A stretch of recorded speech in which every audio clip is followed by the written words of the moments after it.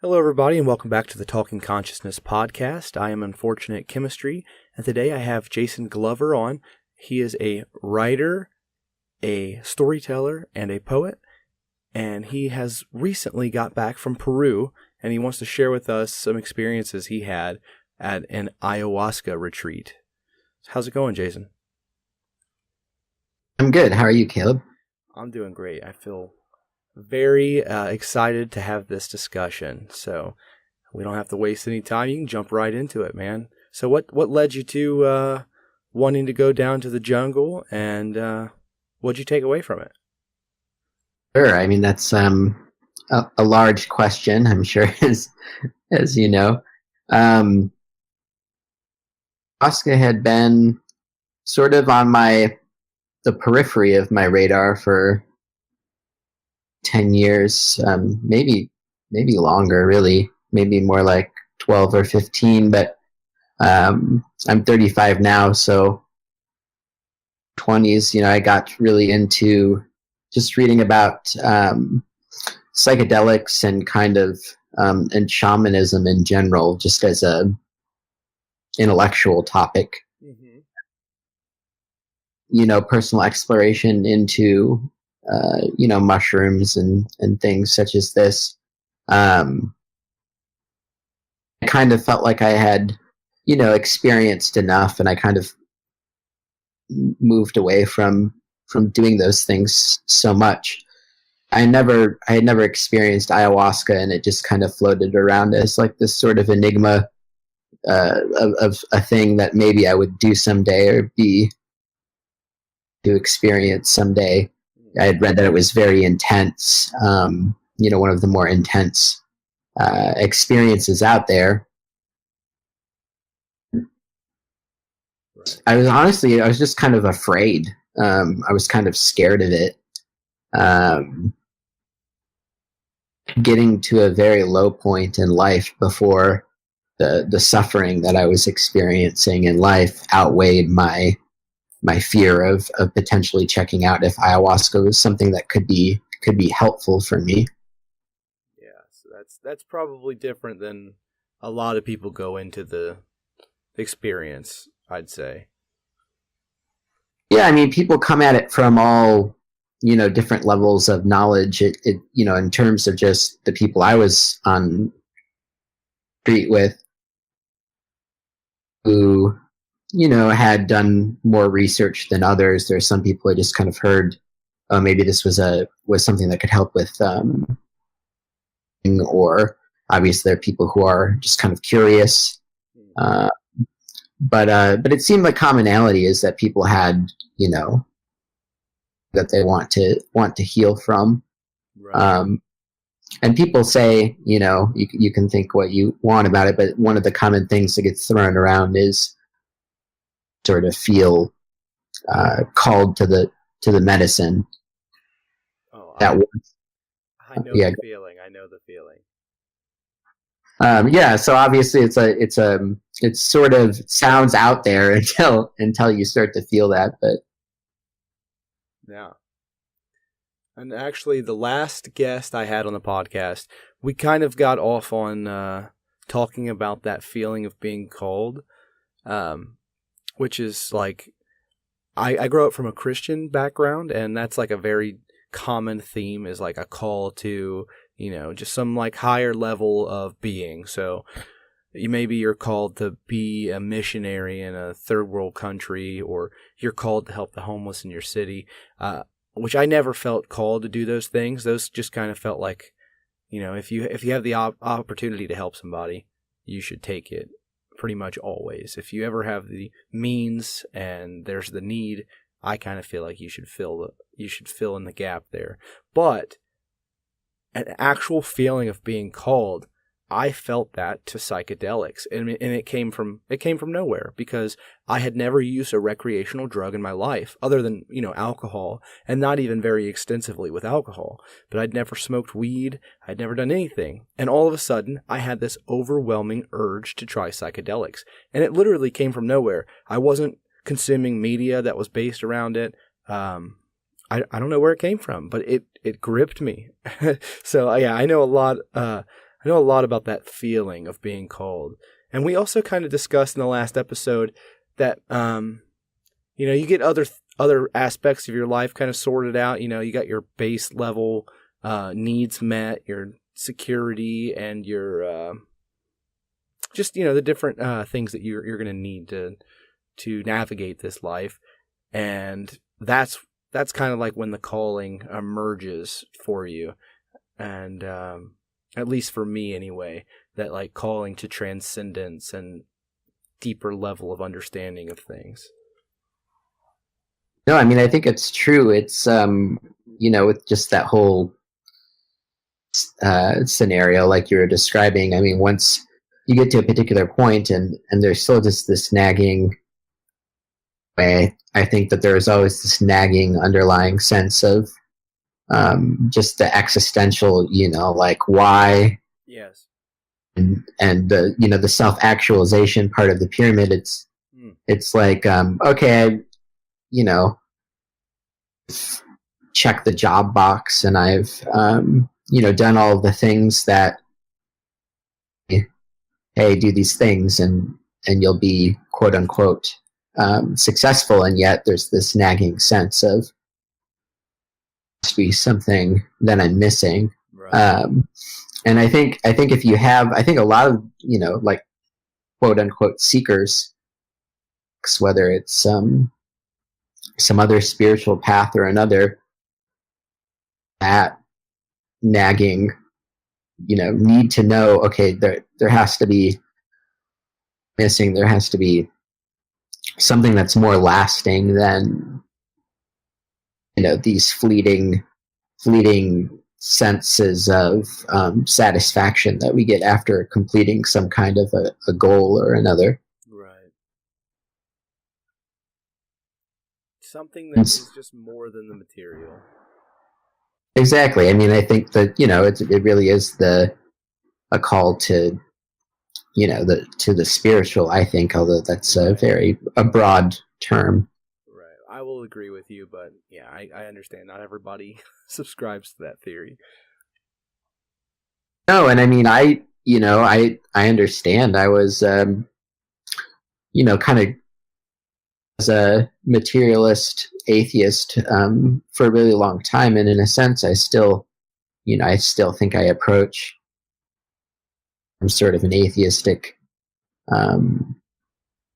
science-loving sort of lens, but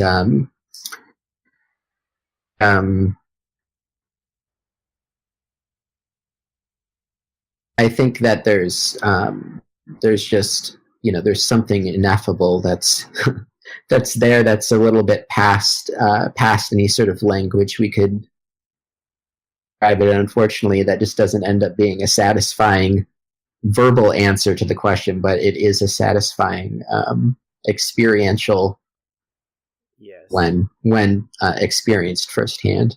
Right. It's like Terence McKenna saying it just can't be Englished. Exactly. Okay. So then you found yourself in Peru. So what was that all like? Yeah, so really the thing that drove me down there was I went through a divorce. That was really what had kind of gotten me to this sort of, I felt like I needed help, and I just kind of made this pact to myself that if I was ever thinking that what did I have to lose, traveling alone to Peru to try ayahuasca. So I found a sort of a tour group, did a lot of research, looked at different centers, and it was kind of hard to sort out first, just trying to figure out, the difference between a bad place to go versus someone just who had a experience with the medicine. Right. And so eventually I found something that looked like it would provide me with what I wanted, an authentic Shipibo, with folks that had traditionally grown up around the medicine, and as well as something that would let me just explore Peru a little bit. Yeah. So I found myself down there. At first, I kind of started my journey in the beginning of this sort of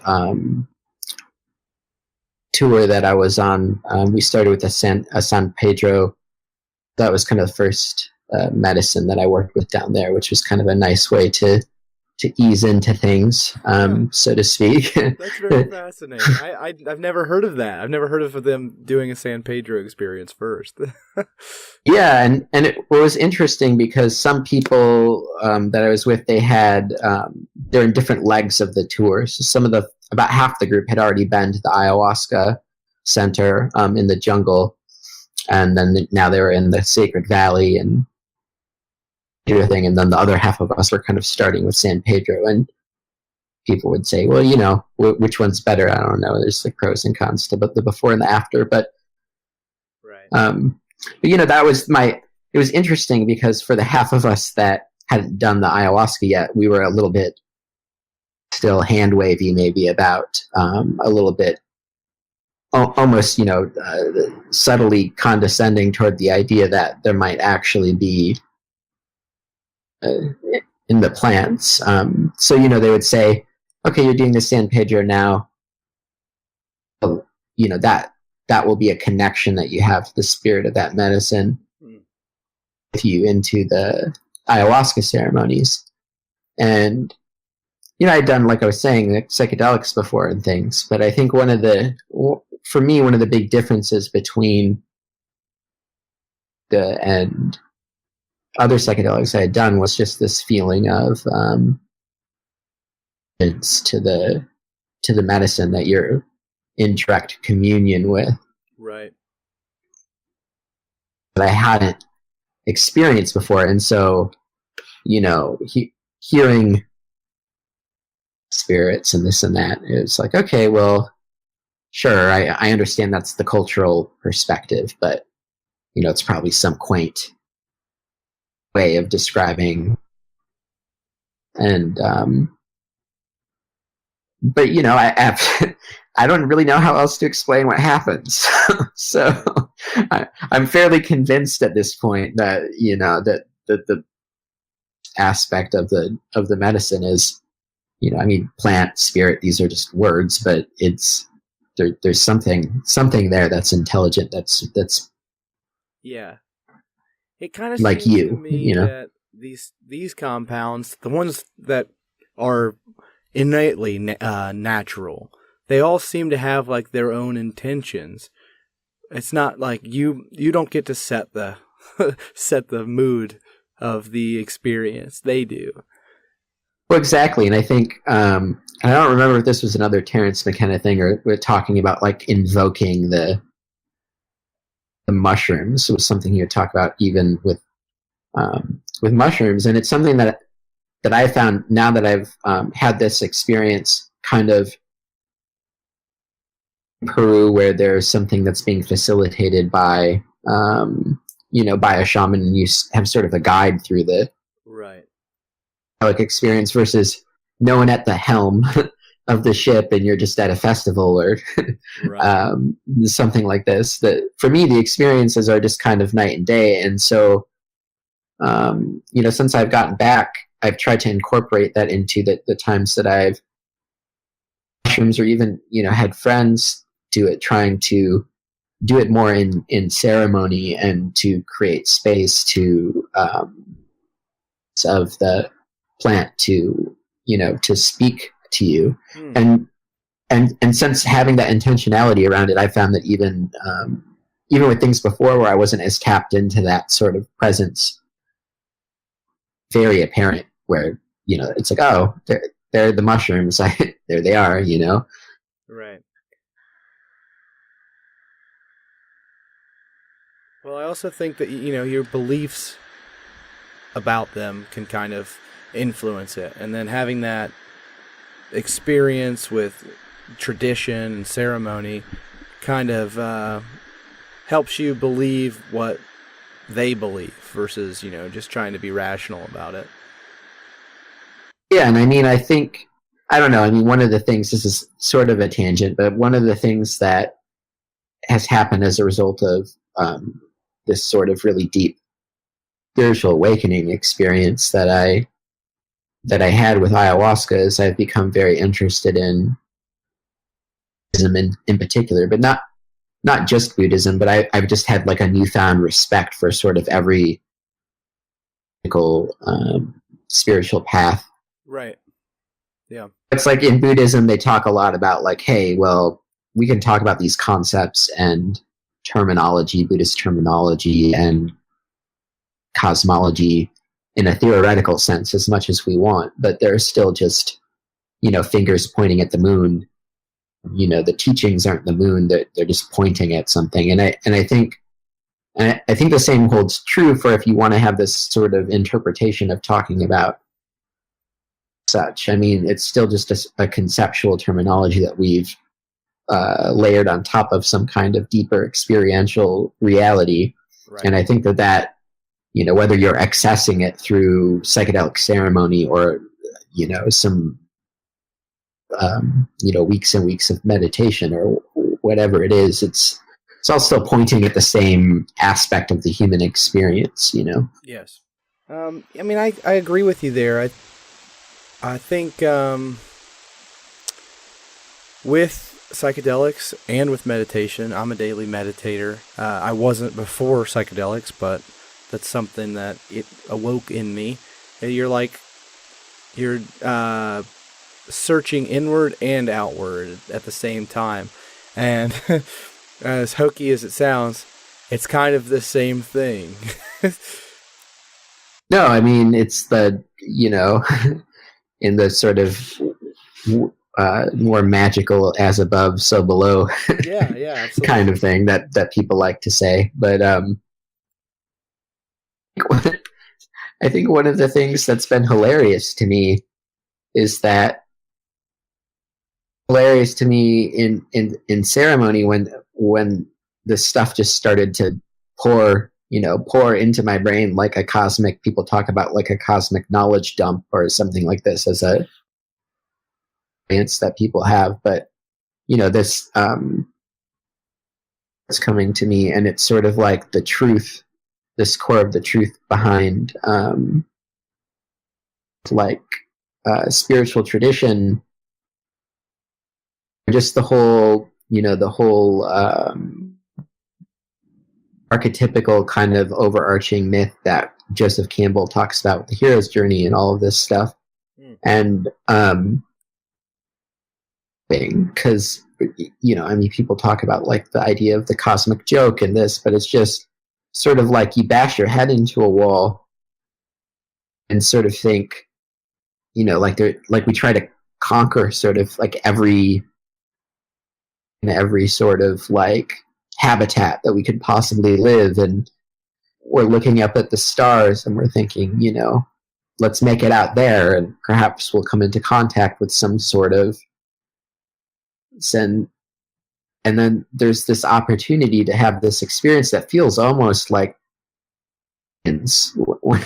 when you're these sort of entities with ayahuasca or DMT, and it's found through things like jungle chemistry that's been in the Amazon for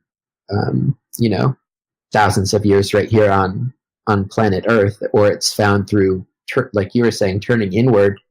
Right. You sit and you refuse to move. I'm done with this game. I'm just gonna stop playing it. Yeah. You just finally stop, and then you find it. It's just hilarious. It is. I really like the idea of the cosmic joke. I notice like life in general is more funny after these experiences because I can just see a lot of irony. It is, and it's also like it's also a thing you have to be sort of, because it's like degrees of in terms of being able to have, find such a concept. If someone's in the thick, someone's, just to use this example of someone's, house just burnt down or something, and they're sitting there on the street and like, oh, possessions and all of these things in my whole life, and you could say, well, so it goes, but half. And maybe if that person was able to access that, that could be helpful to them, but probably what they're wanting is like, yeah, that sucks. I'm sorry about that. And so, to just figure out like, okay, like just normal human empathy is what is wanted in this situation, versus in some sense, someone maybe case I was in, it's like I'd had enough of that. I'd sat there and I'd done the crying and I'd done the freaking out and I'd done the getting emotional support from people and I'd done I'd done all of those things. And for me, the lightheartedness of realizing like, oh, I'm just taking all of this way too seriously. Right. That was really freeing and nice. And so I encourage, I think it's a great realization, but I have had experiences. It's not the kind of thing that I think always you can just directly, That's why I think there's a lot of stuff in culture and, with comedy in particular that tries to point in kind of a more indirect way. Mm-hmm. Yeah. So the plant kind of told you like, you didn't die. So what's so bad here?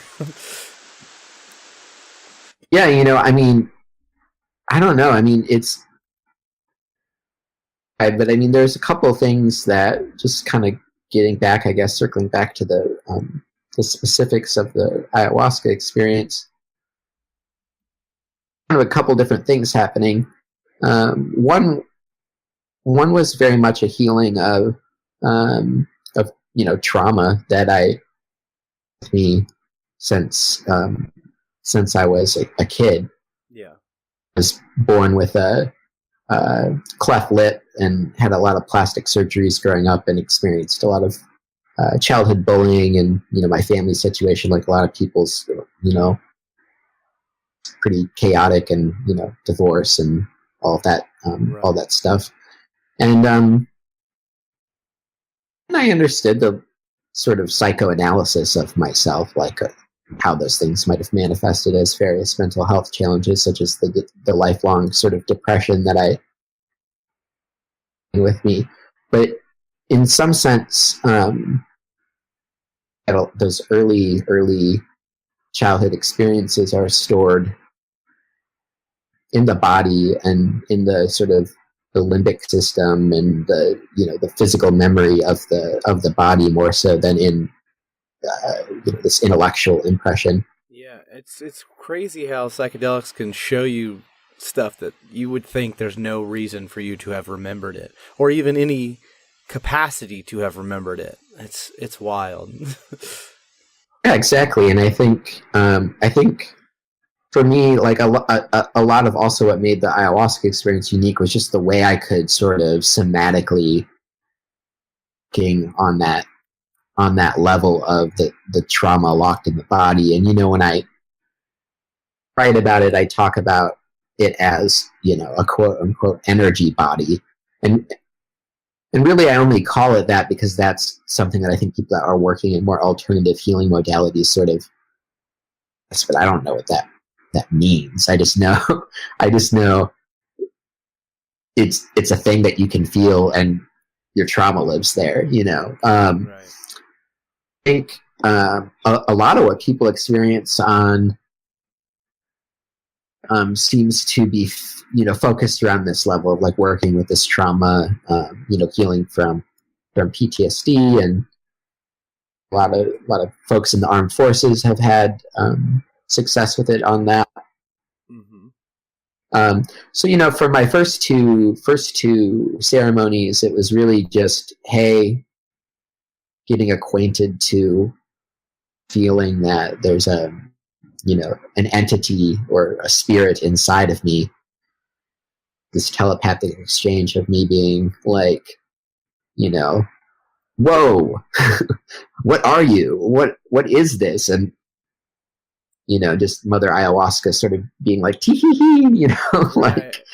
yeah, like just kind of like, hi, Yeah. I'm here, and like, yeah, I'm inside you, and like, I don't know what you were thinking this was going to be, but here's how it actually is, and me just freaking out, and just the first ceremony, it was just like my jaw's on the floor, and I'm like, I have so many questions, like what is happening, Right. and then there's this moment when I first kind of started to get the purging process where spirit, feeling like the spirit was inside me, sort of toying with my sort of energetic body, and sort of thing that was wrong with it, sort of located in my abdomen, and then somehow alerting, again, all this seeming very telepathy, alerting the sort of the shamans to it, and then there's three of them singing, Icaros, the healing song, so they all seem to direct that on this spot, and it triggered purge, and so I get up and I this ridiculous guttural, deep vomiting I've ever experienced, and then it was very clear that whatever this sort of energetically damaged part of me was no longer there, and it was very clear to me that that was where I had been holding all the grief related to my divorce Right. ceremony. It was just like how this idea that I was storing that sort of gook, energetic gook, in this particular location, in this sort of extra layer of body that I didn't realize I had even access to experience. Right. It was all just a lot to take in. I was just like, wow, this is like a whole other world of how to approach healing that I've only begun to even kind of understand. But I think for a lot of people, you could just have probably ceremony and just work on that stuff, and you could those things that need work, and you could work on getting rid of thing that's no longer serving you, and work through visions of things that you need to confront in your life. But I feel very fortunate in that after spending a couple ceremonies kind of working through that and working through trauma from when I was a baby around my cleft lip, it felt like there wasn't a lot left to drag up. So then I had this opportunity to just kind of sort of just hang out and ask questions and things like that, which I'm fun with. So Yeah, that's awesome.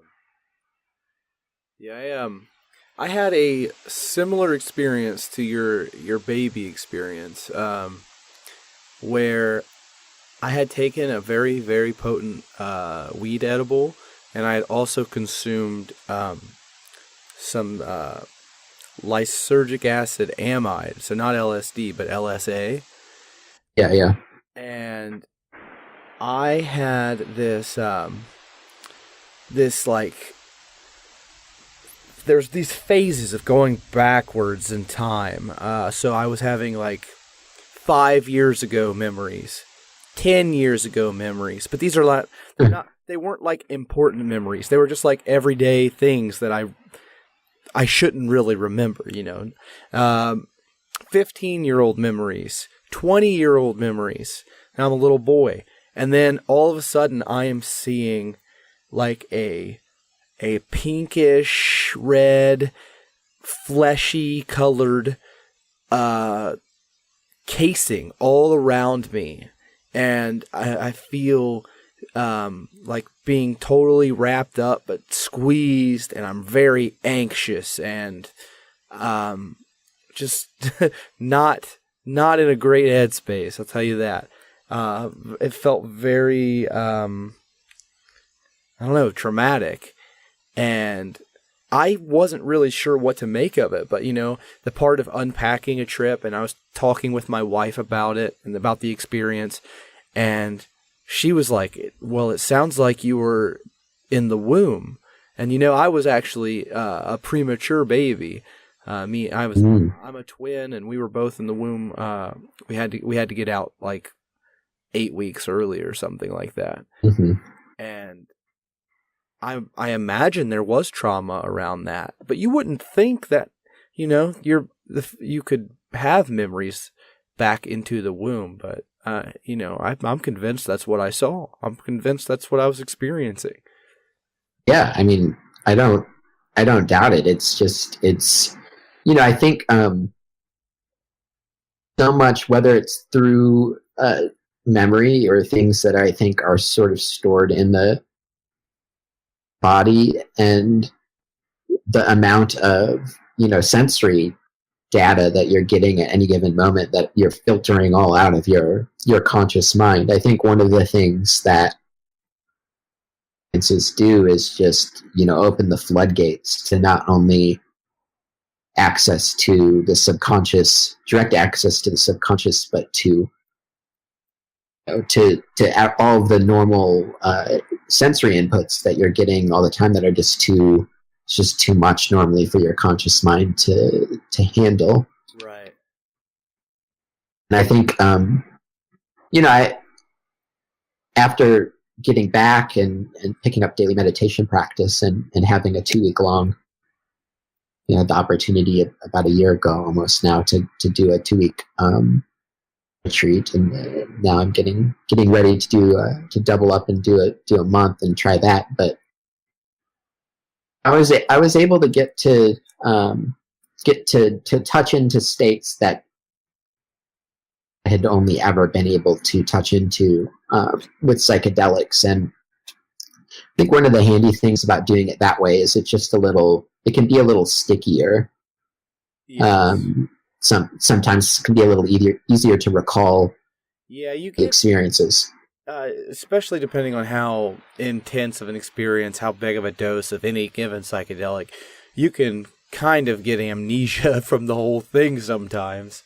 It could take weeks to start getting these memories, and then sometimes you have to wonder, how accurate are the memories of the experience, and has the waking consciousness filtered your experience through a reality-based lens, and maybe it wasn't like that at all. Maybe it was transcendent, but you just can't understand it. You can't English it, so now you're remembering it in more tangible, everyday ways. That's something I often think about, like how much of these experiences are altered by our perceptions. Oh, completely. Yeah.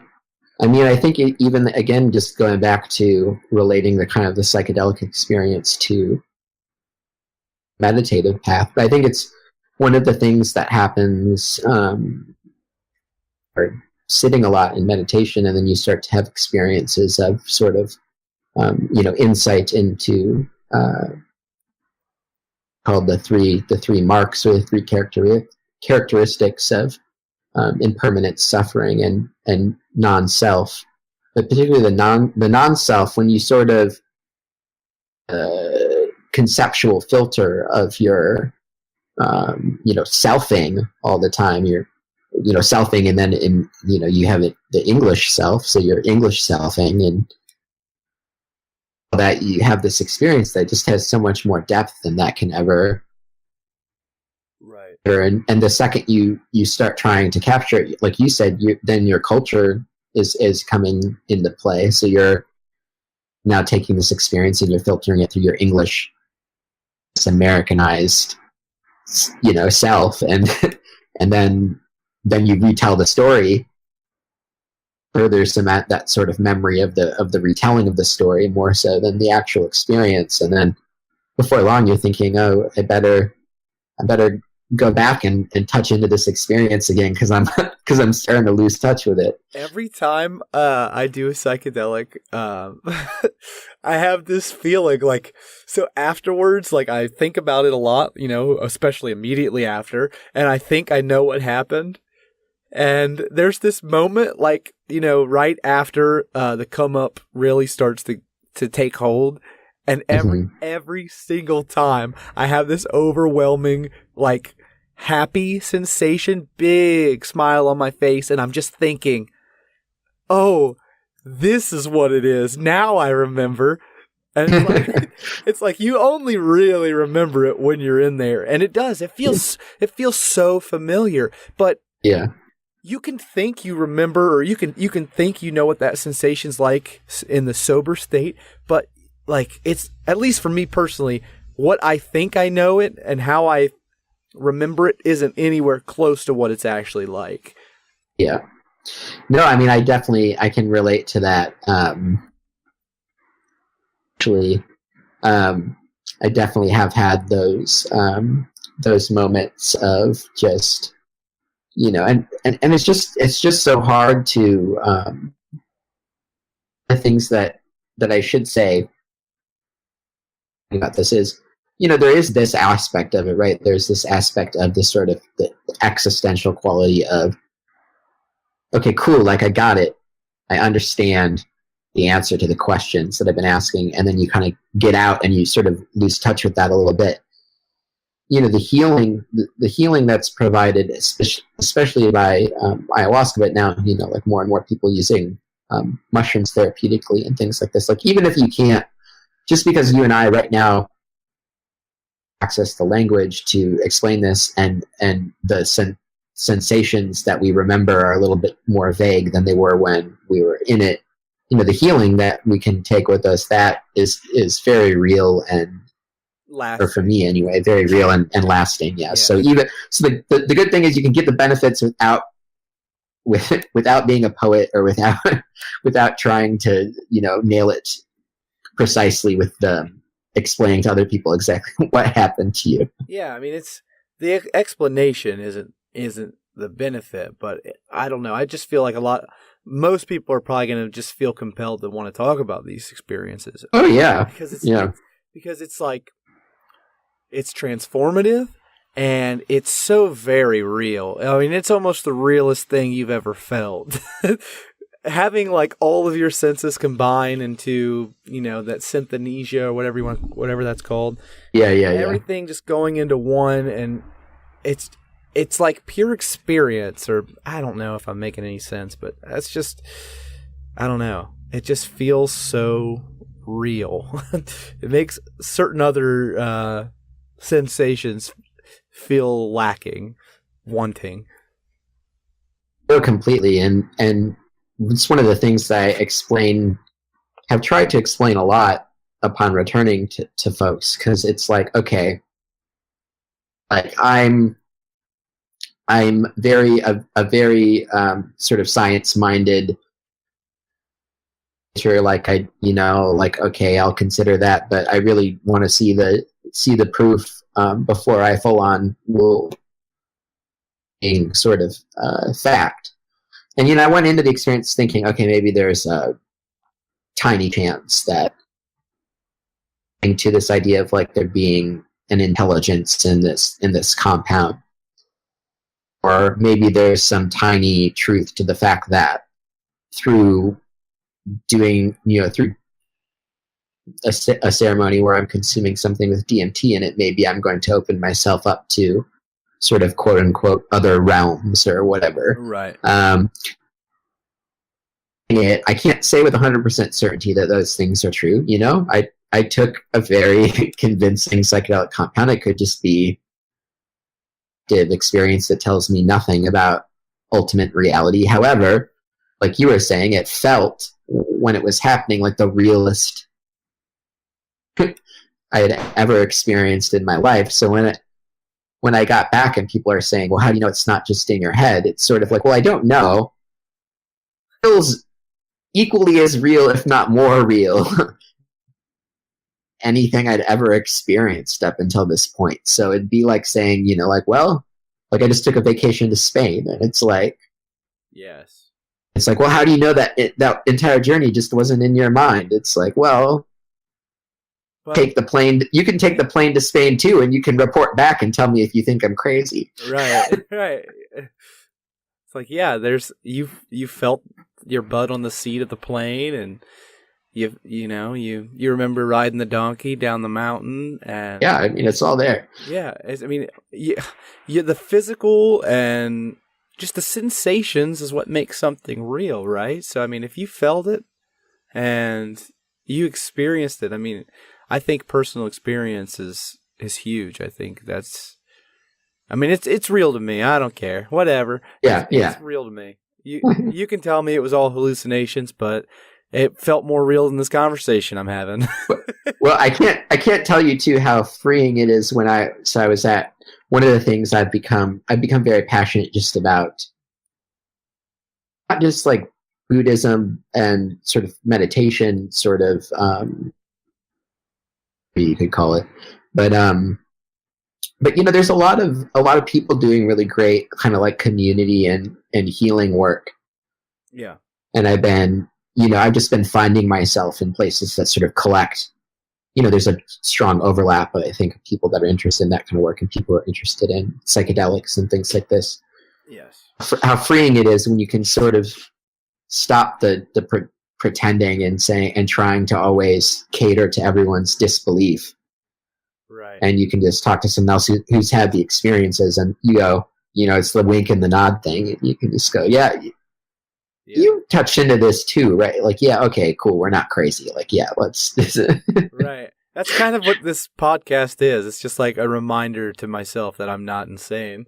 Wait, you experienced this too? Okay. Well, okay. I can stop scratching my beard now. Yeah. Yeah. One of the so I didn't talk about this in my article that I wrote about the ayahuasca experience, just because brevity in that. But when I was down there, I also had the opportunity to do 5-MeO DMT. Oh, baby.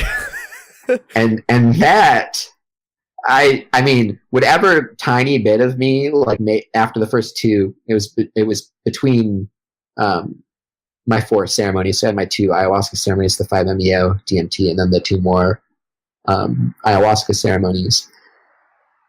Remnant of after the first 2 ayahuasca ceremonies of tiny self-destructive wish I might have had for myself of capacity to participate in self-harm.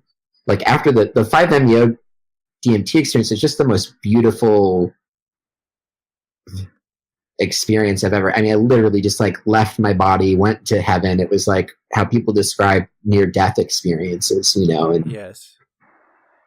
And just everything I had ever experienced in my entire life had meaning. Everything I ever had felt like it was the right thing to have had happen. Now, like I had come. No, go ahead. The 5-MeO, it would be much harder for you to explain anything of, correct?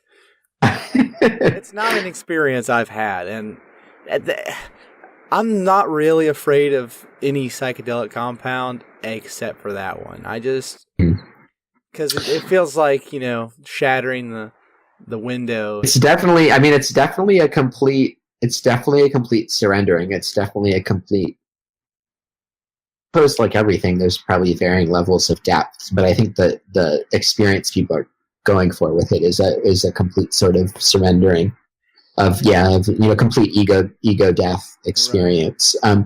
But it's unlike some other. I've had disassociative experiences with salvia and things like that, but nitrous to some degree, but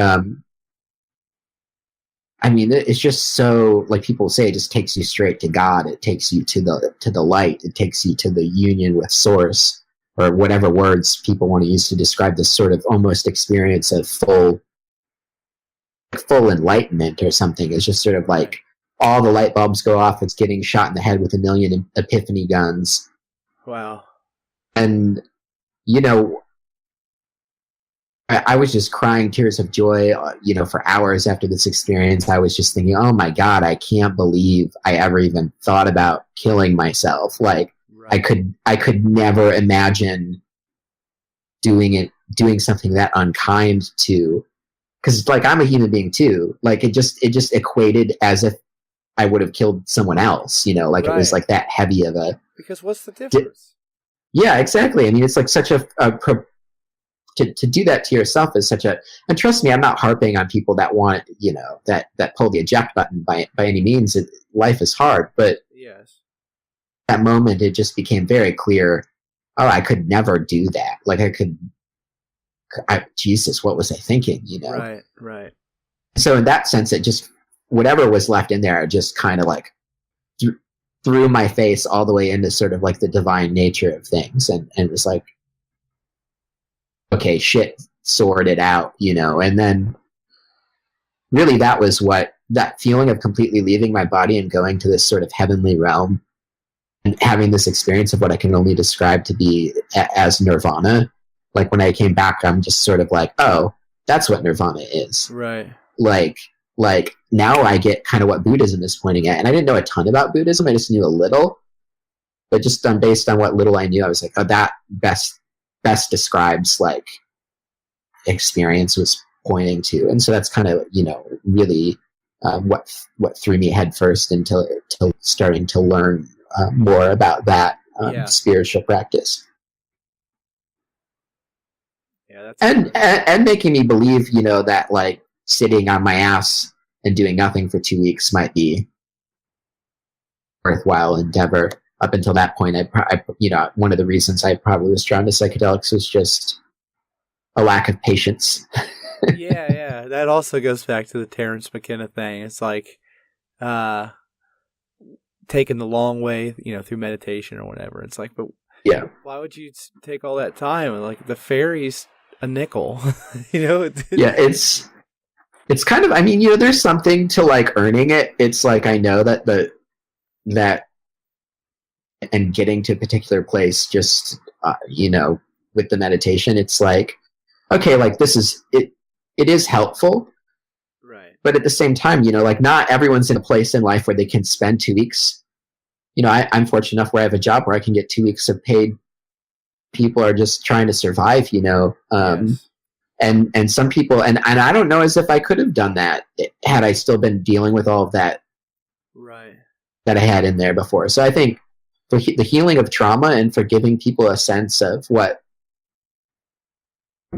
some of these paths could provide, giving them that glimpse is very helpful. And then I think some of this looking down upon the psychedelic experience by folks that have really committed to the sort of get there through complete sobriety and the Buddhist path, I think is sort of twofold. One is just kind of rooted in a lack of understanding of the sort of more animistic, shamanistic cultural containers for these things, and Right. these are sacraments. They're not, inebriating drugs. Exactly. And then also the second thing is it's just people are taking it personally. It's like, well, I've saying that you had this experience because you smoked the excretion of a toad. Right. I had to sit listening to this, like,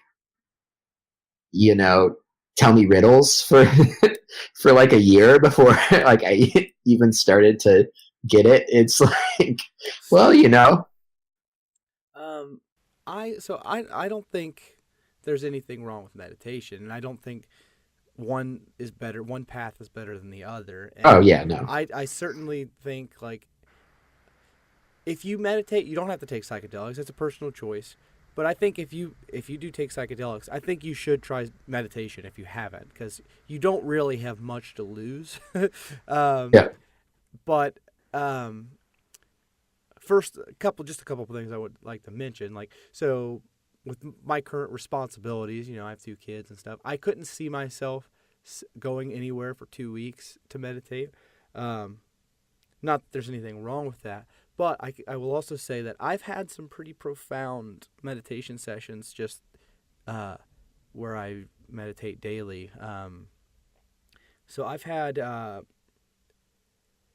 don't know if you would call it like the hypnagogic state, or I'm not really sure what it was, but I've had a few visionary meditation sessions. Most of them aren't this way. Most of them are more just like a relaxing, ease of the mind, release some stress.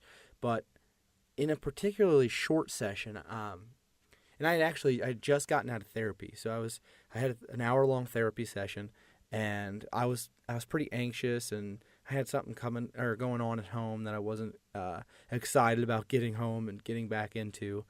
And my therapist said, "Well, why don't you meditate in your car in the parking lot and try to clear your mind before you have to get yourself into that situation?" And I was like, "Yeah, that's a good idea." Now, I normally meditate daily for 20 minutes, and I usually do it at my lunch break at work. But this session, I just wanted to do a quick one. I set a timer for 10 minutes, and I didn't make it through the 10 minutes. I had this like super vivid imagery. So I saw, like, my eyes were closed. I saw some like red like silk curtains, and I slowly moved towards them, and they whipped open. And then there was another set, and I got closer to them, and then they whipped open. And I kept this continued, but I was picking up speed, and more doorways I was going. There were just more doorways I was going through. These curtains were just flying, and this went on for a moment. I mean, just constantly accelerating until I got to this very strange experience. The last curtains opened, and the Eye of Horus was sitting there. It was floating in front of me, emanating gold light. Before this, I was not into Egypt at all, but I've done a lot of studying of Egypt since then, because I didn't know what the heck to make of this situation. Because maybe it didn't have anything to do with Egypt. I kind of now, in retrospect, I think it might have had like something to do with just like an opening of my third eye, the pineal gland. That's what like the Eye of Horus is, modeled after or whatever.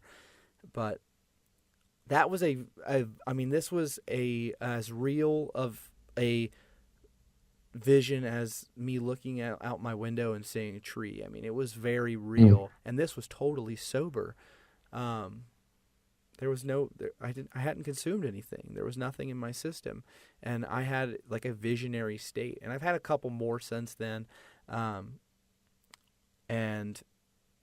I don't really know what to make of that. But I am definitely saying that your mind can do some crazy things, and meditation is more than just sitting in silence and turning off the world. So, like, yeah, I would recommend any psychonauts out there to consider exploring it. It's very fascinating. Yeah, I definitely second that, and I think the two things complement each other very nicely. I think if you have experience sort of navigating states on psychedelics, and you have sort of experiences with that sort of type of awareness, then yeah, you have a visionary experience like the one that you described while meditating, and that's gonna hasn't done psychedelics. They might have their first time having an experience like that meditating and think that they've lost their mind. Right. That might really freak someone out, and so you're a little bit more familiar with the sort of what you're aiming for in terms of awareness and sort of states of awareness. Right. And at the same time, if you have that experience with being able to stabilize your mind and to develop concentration and to stay with the breath or whatever meditation object while negative or unpleasant emotional states are sort of passing by like weather, and you're building that sort of equanimity muscle, then next time you have a challenging psychedelic experience, you're going to find yourself in a lot calmer place and more able to hold and just breathe through and surrender to a lot of the some of the strongest healing work that's done even with mushrooms or with ayahuasca can be very physically uncomfortable. Right. And so to have that ability to sort of stay centered, that can be very helpful. You find yourself just not nearly as worried as you were before about like, oh, what happens if I have a bad trip? You just kind of feel, well, those are just more sensations. Right. I've sat through some sensations before. Yeah, I've just talked to somebody on Reddit the other day where they were, it was a meme about taking a Xanax if you're having a bad trip. And I got on there and basically said that I wouldn't do that. And I got some flack for that. But sure, if you need to bail on a trip, I think it needs to be for more than you're having a challenging trip. I think if like someone's getting like belligerent and being violent or physical, then that might be a reason to bail on a trip. But I think if you abort a trip just because it's getting challenging or dark, I think you're gonna lose out on most of the growth that you're gonna get from that trip. Because the happy parts of a trip, while they can be enlightening and they can be very pleasurable, euphoric, I don't think you learn as much from that. It's kind of like just facing something scary and bigger than yourself, uh, and coming out on the other side of that intact. I think is a huge tool for growth, and it strengthens you. It makes you more courageous, and I think you just really need to think about that decision of bailing on a trip because you might be cutting yourself short. Oh, I mean, I think it's true. It's like you've opened the hood and you've taken out the engine, and then thing maybe that you don't like, if you just quickly put the car back together and don't do anything with what you confronted, of like, yeah, I mean, you're not really getting the best work done that way by any means. And I think that's another funny, people think you just you're just looking for cuts, or whatever. It's not real, sort of. There's just like some people can get their chosen spiritual path being more valid than others. But I think it just brings up a good point in that whether it's meditation or whether it's like this is not always pleasant. It's easy to think about, okay, I'm just going to take this and then I'm going to be better. But you're leaving out that whole part of the story where you did have to go and confront, some skeletons in your closet or whatever. And so maybe you're doing a lot of really, really intense and trying emotional labor, but it's just really compacted into a 8-hour time span. Right. Maybe there are times where you can sit there on the meditation cushion on retreat, and all of a sudden, it feels like breaking apart, and some really unpleasant physical sensations can start to happen. And it's the same thing. It'll be like you finally feel safe, so there's something in your body that's being released and processed and dealt with. And the more that you can sit there and breathe through the discomfort, the more you can give whatever that wound is a chance to heal. And that's really where the work is, I think, is Yeah, and is being able to be with that. yeah, because if you run away from that, like especially meditation, it would be easier to run away from that when you start having negative feelings. To Mm-hmm. just get up and say, okay, I'm not doing this. Sure. Um, Running away from that is going to do the opposite of make you more courageous. And then when even less challenging things appear in your life, you're going to have less of a tolerance to it. You're not going to be able to handle it. I think you have to, you need to face these experiences head on if you can. And if you can't, I mean, it's probably just not for you. I don't know if I would dip my toes in that environment anymore if it's something you feel the need to run away from.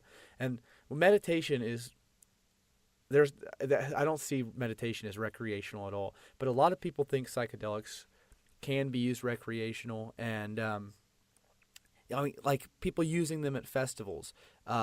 So that's a really I think it's a really good example of people thinking that it's recreational, and a lot of people will go in there with that mindset of like I'm at a festival, I'm listening to music, I'm dancing, I'm taking this drug, and well everything's great. But even in a festival setting, I don't think psychedelics are recreational. I think music is extremely spiritual. Oh yeah. Psychedelics connect you to the spiritual realm. If you are taking a psychedelic at a music festival, I feel like that should just be heightening your spiritual experience. You're not doing this purely for recreation. So like I just don't think like you should ever have this concept that wow, this is just going to be fun. I Before you drop, anything, any psychedelic compound, I don't think you should be in that mindset of like, wow, this here comes 8 hours of fun or of pleasure, of pure recreation. Um, and another thing is I hear from people, they call it, escapism. And like you're trying to get away from, the problems in life. It's like, I don't think you know where I'm going. Yeah. uh, there might be parts of it that are better than my everyday life, but there are some stuff I have to confront that is way harder than anything I've ever faced in the real world or the material world. Um, so yeah, I might be escaping, one negative emotion, but I might be confronting some much deeper and larger monsters.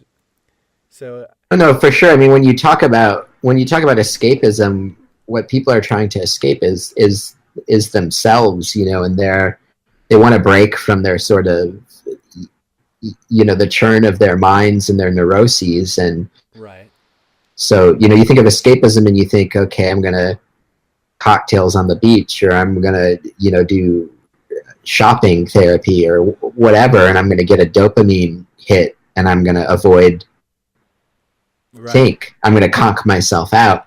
And this is the psychedelics are the antithesis of that. I mean, absolutely. you are forced into yourself. You have there's not if there's any part of yourself that you are avoiding, like it's gonna find a way to come out.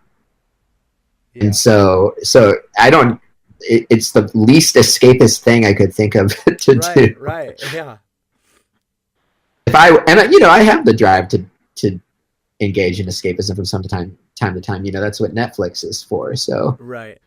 And on that note, I didn't plan on talking about this, but I just recently discovered that television was causing most of my misery. So I've been in therapy, like literally the week after I started getting into psychedelics. They kind of surfaced some shit, and mm, I was like, you know what? I probably would be better off not doing this alone. And therapy's not for everybody, but it has been greatly helpful for me. Because I don't know, I'm I'm intelligent in some ways, but my own emotional whatever navigating that kind of stuff was never easy for me. It's not a skill set I was given at birth, and it definitely wasn't anything taught in my household. So it is therapy has been hugely impactful for me. Um, and I have some obsessive compulsions. Uh, Not like ticks with numbers and cleanliness and stuff like that, but I just obsess over things, and mm.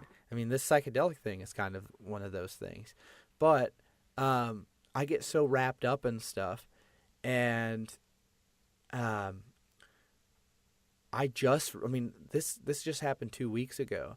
I realized like my wife got a job, and so she's been out of the house at night, and I've had to be more responsible than I used to be, and I used to watch more TV, and like that first week of her being at work and me not watching TV because there's other things I have to attend to, I like I was so busy and I wasn't getting to do that one thing that I love to do, which was watch, binge watch shows. Yet I was in like way happier. And I'm not saying that like this isn't a prescription to anybody else, but for me personally, um, getting caught up in television series was like a personal hell, and I didn't even realize it. I thought I was being entertained, and Mm. I was actually suffering. I mean, I had something like 10 shows that we've been watching like at the same time. Trying to keep up with that, it's crazy. It's so crazy, and it's absolutely escapism because you're not in your head. You're projecting yourself into another world, another life, and Yeah, I mean it's definitely something that I've been of since getting back from Peru in terms of just not just to the extent that I'm engaged in escapism through means that are accepted in our culture, such as TV and just monitoring that, but what am I like? What media am I ingesting? Right. Just it really becomes clear. Like, is checking, you know, political articles like nonstop, is that helping anything, or is that just causing me needless suffering? I mean, like, yeah, being informed is worthwhile to some degree, but Eh. I, to what point? Yeah, uh, I think that one was a little bit more obvious to me than the television, because the mm-hmm. television just seemed like it was pure fun. Uh, I mean, it took me a long time to realize that I had to stop consuming news media, but that also was a huge mood lift for me. I didn't realize I got so caught up in politics, and I thought I loved, arguing with people, trying to make people, Yeah.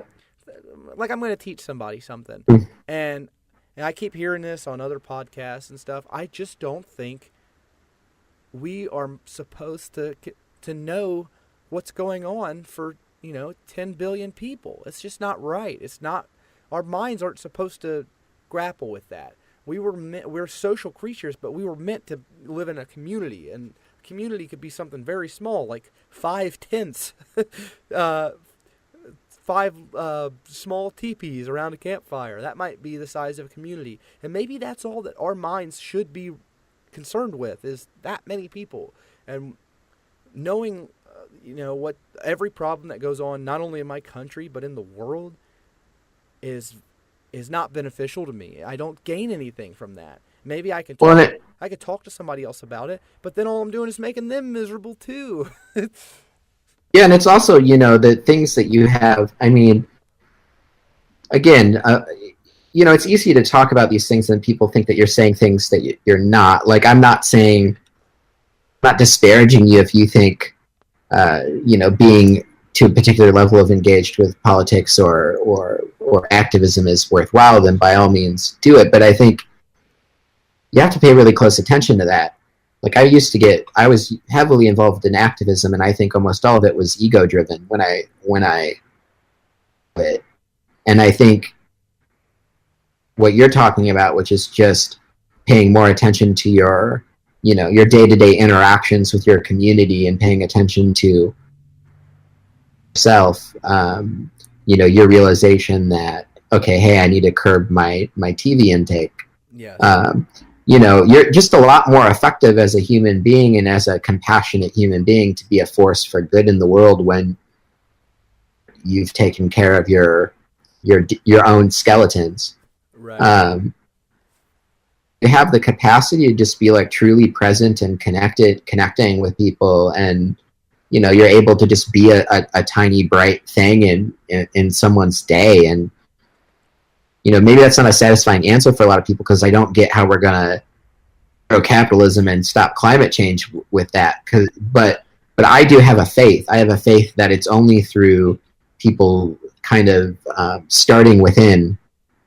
Oh yeah. And transforming themselves, that the world is transformed. I mean, the society in the world emerges from all of these billions of human beings doing little things, and so we just have to do a lot of different little things. Right. Everybody becoming a little bit better, becoming a little bit more enlightened on their own terms, and not, being forced into anything by anyone else. Everybody collectively doing that would change the world. I think it's I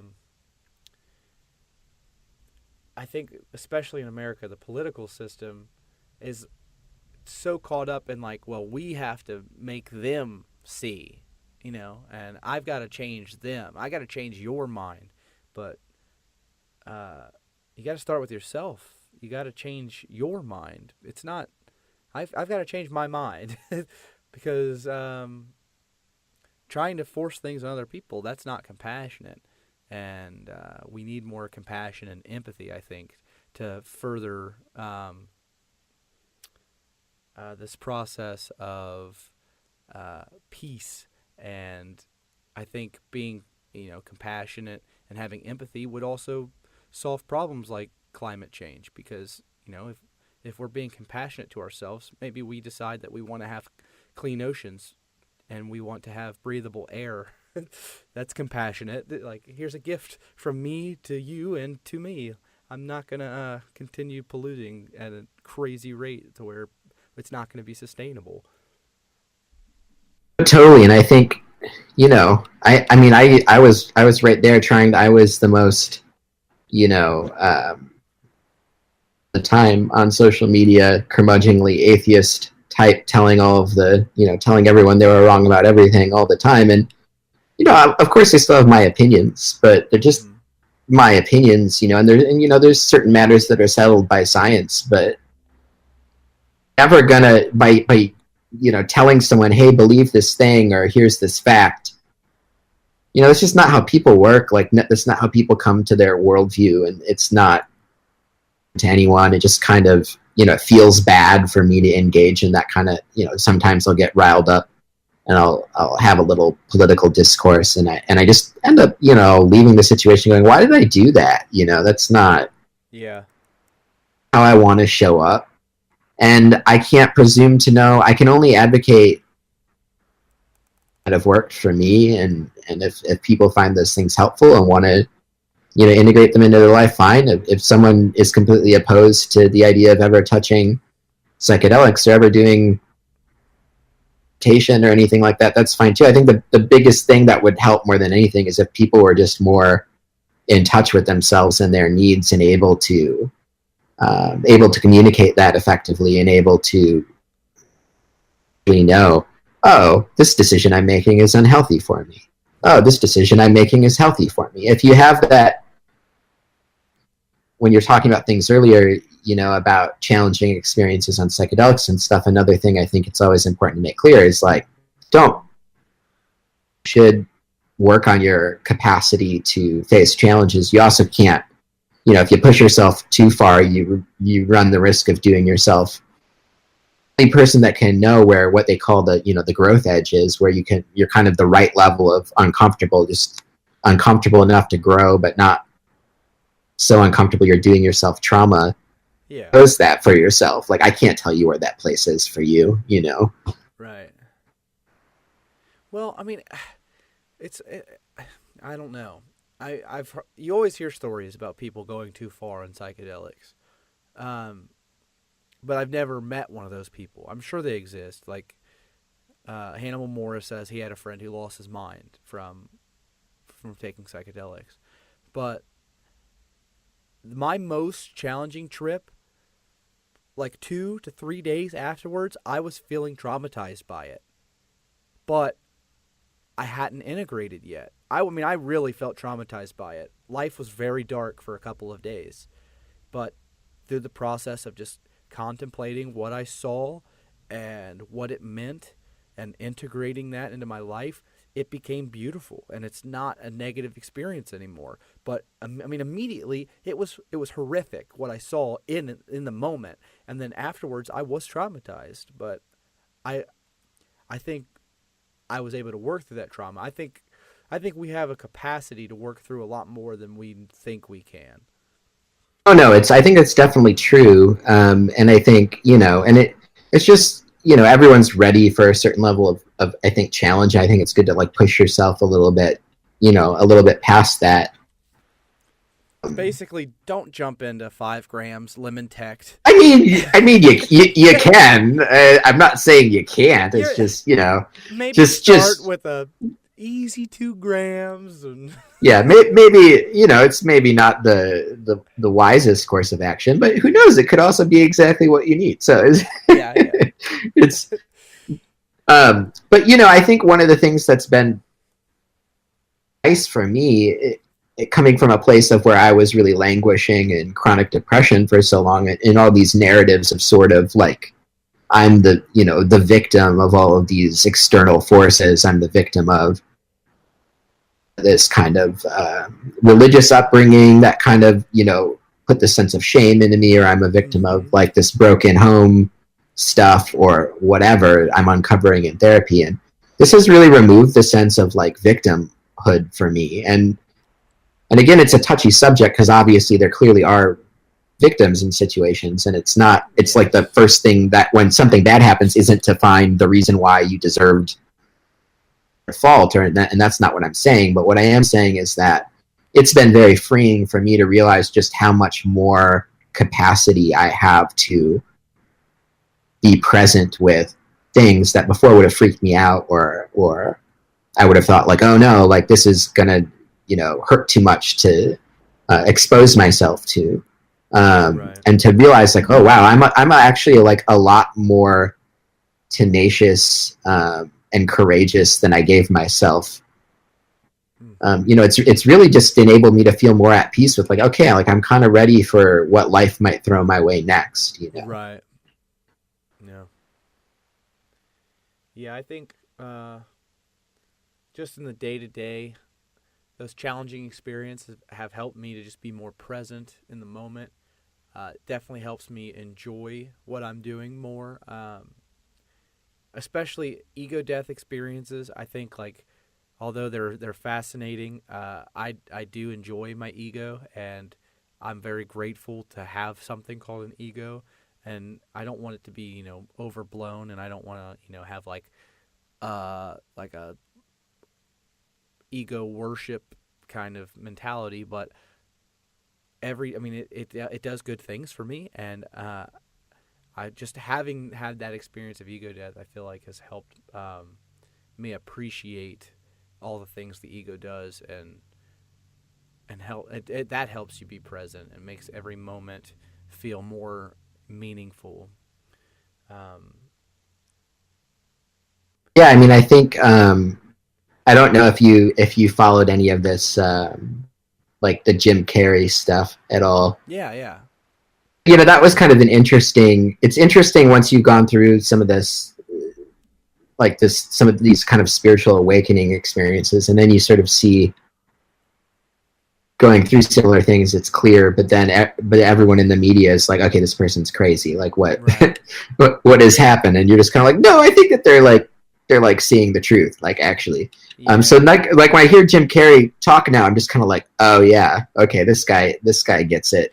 yeah. And I just feel like me and you, we have incorporated it into our ego, and we still operate under the normal uh, accepted reality. Whereas Jim Carrey has been like, no, I've experienced this lack of an ego, and I think that's the real thing, and I don't give two shits what people think.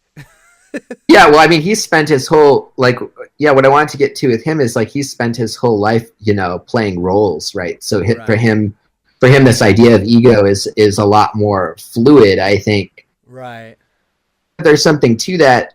Like, if I think one of the value of the sort of ego death experience is you sort of see your ego as more or something that you have a little more control over. I think like crafting Mm-hmm. and something that you have more control over in terms of like, well, what kind of ego do I actually want to like take out of my closet and put on? Like what do I want, like being adjacent to be like today? And so I was just watching this. Forget what the movie's called, but it's kind of like Trace talking about uh,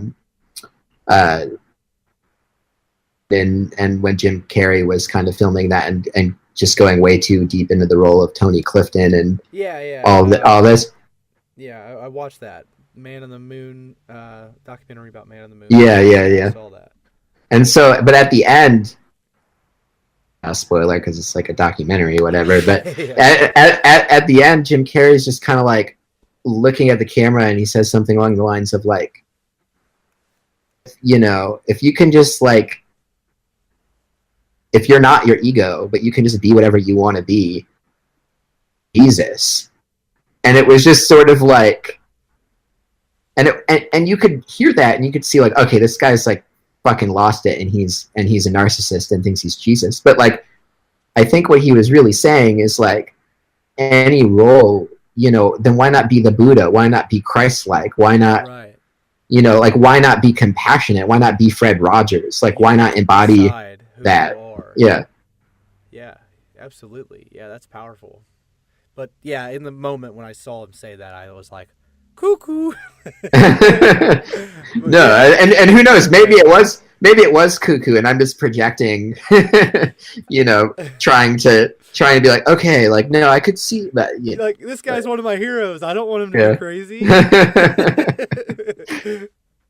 Yeah, I mean, no, I think that's a beautiful way to think of it, and hopefully that's what he meant. I mean, uh, to take up your cross is what he's saying. It's like you can be of a benefit to the world. You can be helpful to other people, or you can be selfish. Your ego can be totally self-centered and just pursuing your own desires, or you could be beneficial to other people. I think that's And I a don't think beautiful that thought. there's no. I mean, I away from sort of spirituality was this over moralistic sort of like, well, because I am doing these things, I am a better person, and I don't think it needs any of that. You just come to this realization that like, oh, actually, like behaving in this way like feels better,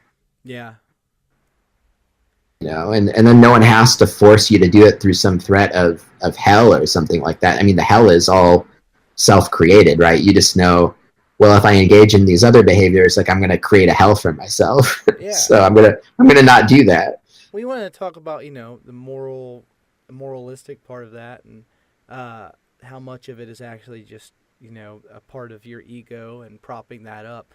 There was this one time. There's this one time I saw this homeless man. I see him all the time. I still see him. I saw him yesterday. But like on my drive to work, there's this guy who's like walking down the sidewalk. He's pulling a cart with all of his belongings. And one day I saw him, and so I went. I stopped and I got him a soda and a bag of chips, and I ran out and I was like, "Hey, here, have this." And he's like, "No, I don't want it." And I was like, "Really?" And then I got in my car, and like the first thought in my head was like, "Fuck that guy." Like, wait, was I really doing it for him, or was that just something to make me feel better about myself? Oh, sure. Yeah, I mean, it's and I think that's where you know, you talked about integration earlier, and you were having this kind of almost traumatic bad time, and then you kind of integrated it, and things improved. And Mm-hmm. I think one of the biggest pieces of integration, or things that then helps with even more integration, is just it's working on mindfulness and being present to what's actually happening throughout the day. And you're describing it's that mindfulness or that presence that's enabling you to notice, uh, oh, okay, I wanted to do this good deed, but now I'm making this about sort of bruised ego or whatever. And so many people just go through all these motions, and they would do all these do things and they would not notice, oh, driving me in this situation, and I think that's where a lot of the integration work comes in. Is just like, okay, now that you've gotten this sort of intense dose of all of this different way that you could be or whatever, Mm. now pay really close attention to all of the ways that you're not doing that throughout and like without judgment, no self judgment necessary, but just noticing, Yeah. oh, that's why I realize that every time this person talks, I kind of recoil inwardly, like, what's that about? Like, why they didn't do anything to me? Like, why do I have this aversion Right. toward them? Yeah, I think self-awareness is huge, and considering like the difference between me before and me now, I mean, I'd almost say I had no self-awareness, and I wonder how many people actually are in a place like that, like I was in, are just like not self-aware at all. Because I mean, it seems so night and day different for me now, like catching myself in the moment, having thoughts or feelings, and not understanding, like, wait, where, and like trying to figure out like where's that coming from? Why is this Mm-hmm. something? Whereas before, they just happened and I never questioned it whatsoever. It was like, yeah, um, I think self awareness is huge, and I just wonder, if that's a something that's missing in society at large, or if that was just a personal problem that I had.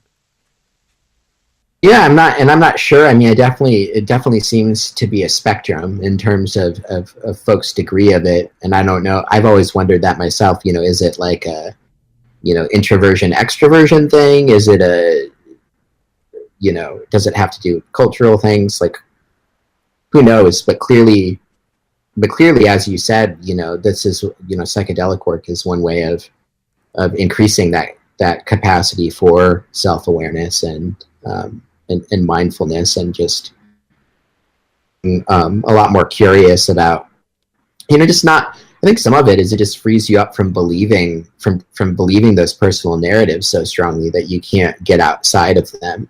Right. Um, it all come apart. You kind of have a better sense of, oh, okay, like, to what I am than just this passing thought. Um, and so, what else is there besides just thought? I don't need to become just this one cuts me off in traffic. I don't need to be my anger. Right. That someone cut me off in traffic. I can be the thing watching my anger Yeah. in Traffic is traffic. traffic is a perfect example of self-awareness. I mean, I don't think there's a better example because I used to just get so fucking mad. uh for no reason. It's like have I been hurt? Am I going to be late? Like what's going on here?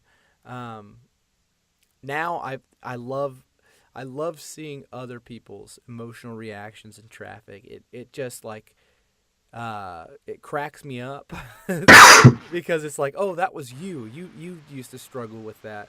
Um, but I also I'm a much more compassionate driver. I feel I give people, I give people their space. Yeah, let people in. I don't flip people off anymore driving. That's probably Oh no. forgetting. But Yeah. to me, these days, one of the first indicators I have if I'm kind of, falling off the wagon, so to speak, or whatever, I'm not, keeping up with my meditation enough, or I have something that I'm not dealing with, I need to deal with, as I start getting annoyed in traffic again. Right. Yeah. Oh shit! I know it's never about the traffic. Right, right.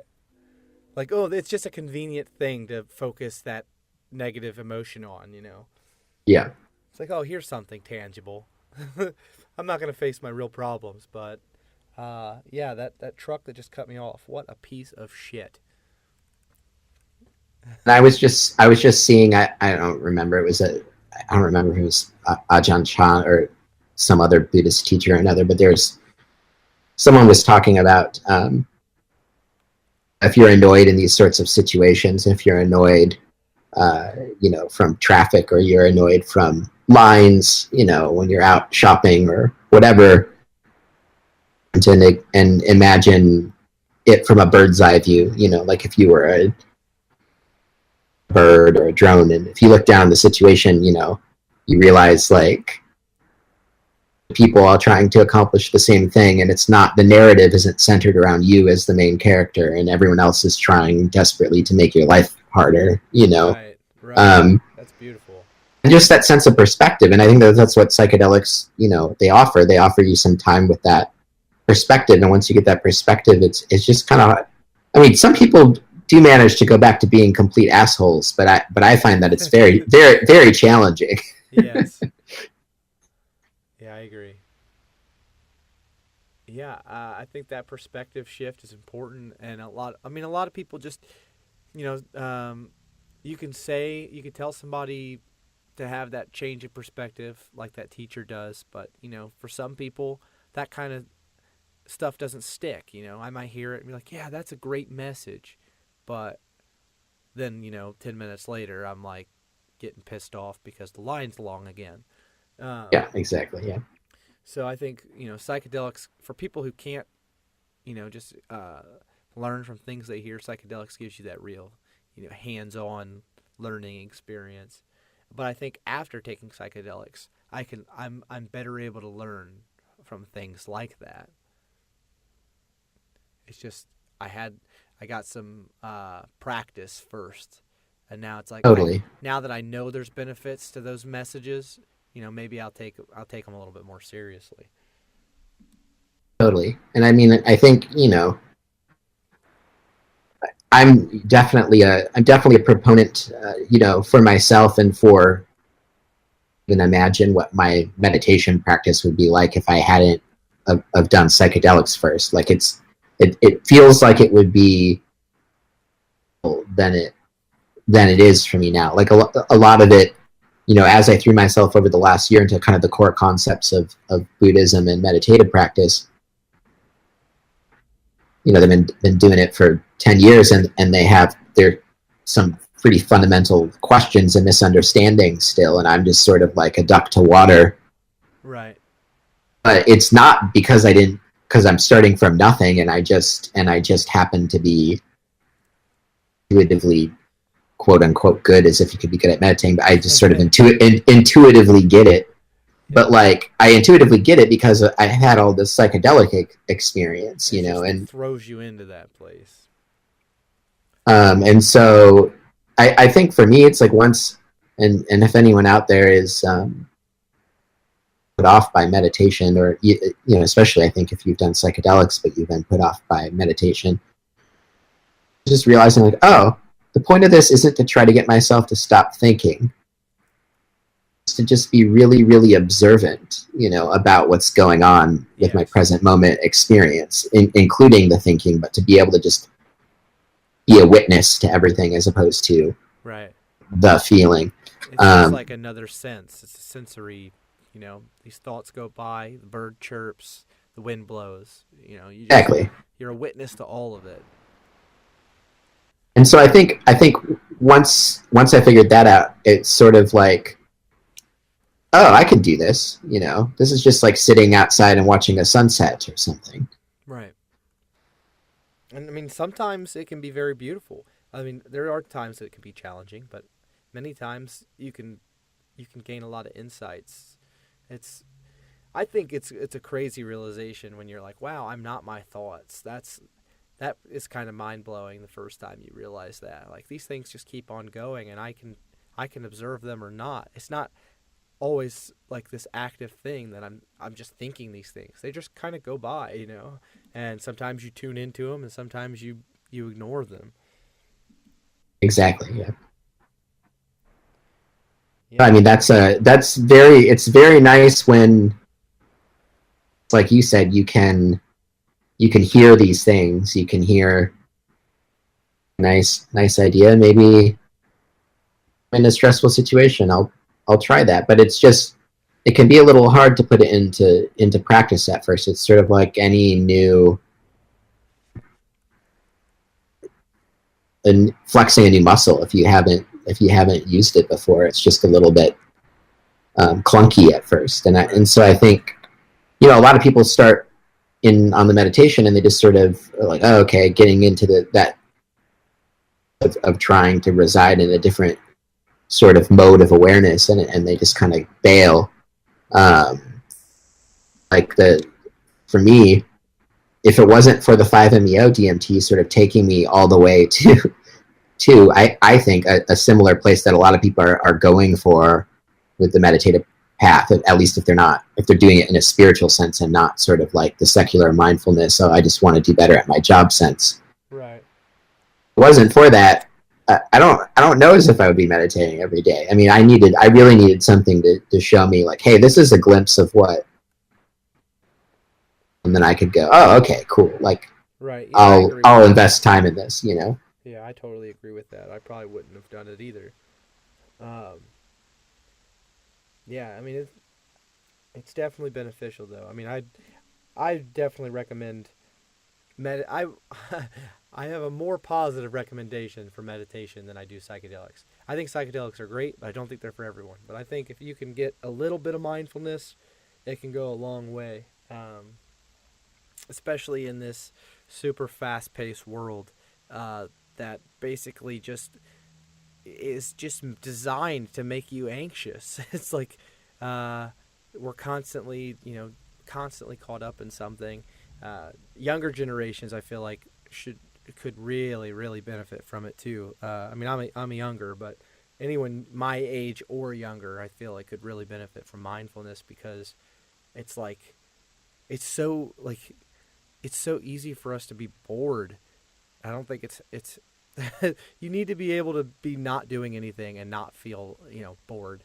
I think Uh, I go 60 seconds without, something stimulating me, and I'm all of a sudden I'm bored. It's like you got to be able to turn off from that constant need to be entertained, and it's really good to be able to just center and breathe and disconnect from, all those needed stimuli. Just, be with yourself, be with your thoughts, and yeah, I mean, I think like you said earlier, when you noticed that the TV, was causing you suffering, that you were suffering. I mean, I think needing constant stimulation, there's a suffering in that. There's a suffering of the constant dissatisfaction of knowing that the second that you're even being stimulated, you've moved on to like, okay, what's the next stimulation after this stimulation? Because now I'm bored of this stimulation. right. There's a lot of suffering in that. So the ability to like stop doing that of craving and to just, like you said, just like be okay and be okay with just nothing happening and not being bored, because like the fact that the like entire creation of the universe led to this moment where you're observing it, it's Right. it's like you get back into this, like, okay, you got to see life through fresh eyes again. That's the key to a lack of boredom. Yeah. There's so much that you haven't seen or experienced. And also just the fact that you're experiencing anything at all is fascinating. That's something to wrap your mind around. Like, trust me, nothing experiencing nothing is a lot different than experiencing something. And Yeah. I feel like if you were truly experiencing nothing, you'd be pretty bored. Yeah. Sometimes there's this kind of more Hindu interpretation of the cosmos, and this idea of like Brahman and Atman, and Mm. this idea that we're all, kind of stations of sort of quote unquote God in some way, Yes. the Godhead, whatever, and that the universe goes through these cycles of sort of unity where there's just like the one consciousness, and then this diversification into form. And it's fun to think about, like, well, maybe the thing that instigates that is just boredom. Yeah. It's just you hang out there in unending bliss, eternal bliss, being like, oh yeah, source, and then eventually like, let's play hide and seek with myself, and then just poof. Yeah. So Because bliss becomes mundane without a little suffering, right? yeah, it's true. You got to have perspective. All right. Well, I think we've come pretty close to the end here. Do you have anything you need to share before we wrap up? I don't think so. I guess I would just say again, like, yeah, I have, I've written about the ayahuasca experience. If you want to check that out, you can look me up on Medium. It's just Jason M, or JM, JasonMGlover.com. If you want to check out some of my writing, some poetry also that's kind of been inspired by some of these experiences. So for having me on. So yeah, make sure you go checking that out. I'll have all that information down in the description of this video as well. Thanks a lot, man, for coming on. I really enjoyed this conversation. Yeah, it was super fun. Thanks.